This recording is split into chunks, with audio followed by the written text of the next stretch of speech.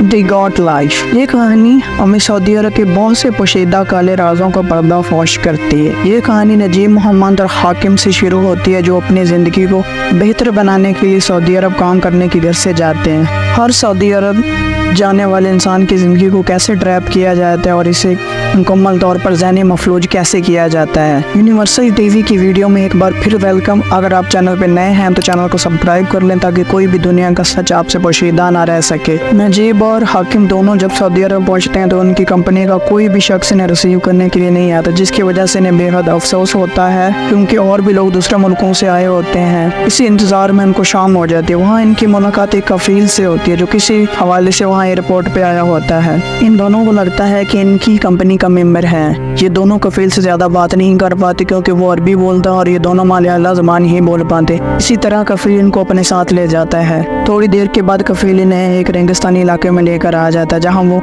हाकिम को एक आदमी को सौंप देता है। तब इन दोनों को पता चलता है कि ये कंपनी एक फ्रॉड है और ये इस फ्रॉड का हिस्सा बन चुके हैं। कफील हाकिम को वहाँ बेच देता है और नजीब को वहाँ से लेकर दूसरे आदमी के पास चला जाता है। ना तो वो किसी दूसरे को अपनी बात समझा पाते हैं क्योंकि वो सिर्फ मलयालम ज़बान ही बोल पाते हैं। इसी तरह नजीब हालात को एक्सेप्ट करता है और वहाँ टेंट में जाकर सो जाता है, लेकिन इसको नींद नहीं आती क्योंकि वो सोचता है कि इसकी बीवी प्रेग्नेंट है और जो कुछ भी इसके पास था वो बेचकर अपना अच्छा मुस्तकबिल बनाने आया था। जब सुबह होती है तो देखता है कि ये सहरा में मौजूद है। इसके आसपास कोई आबादी नहीं है और सिर्फ वही आदमी मौजूद है जिसको वो कफीली से बेच कर गया था। नजीब वहाँ एक बूढ़े आदमी से मिलता है जो इसी तरह वहाँ ट्रैप होकर आया होता है।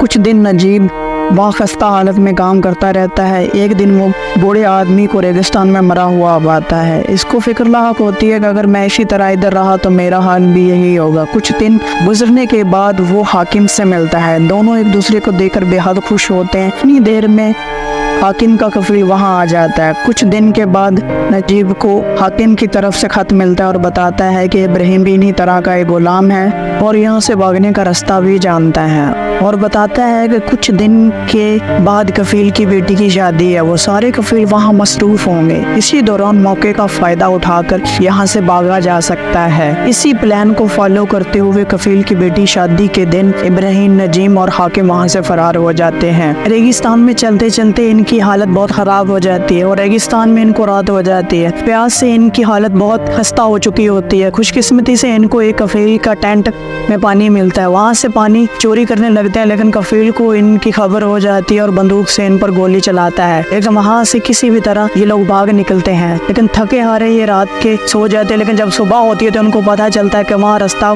बदल चुका है। अब इब्राहिम को भी नहीं पता होता कि कहाँ जाना है। भूख और प्यास से बेहाल हो जाते हैं। इसी भूख और प्यास से हाकिम की मौत हो जाती है और नजीब और इब्राहिम इस सफर को रवा दवा रखते हैं। बहुत दूर चलने के बाद इनको पानी मिलता है। दोनों पानी पीकर राहत की सांस लेते हैं।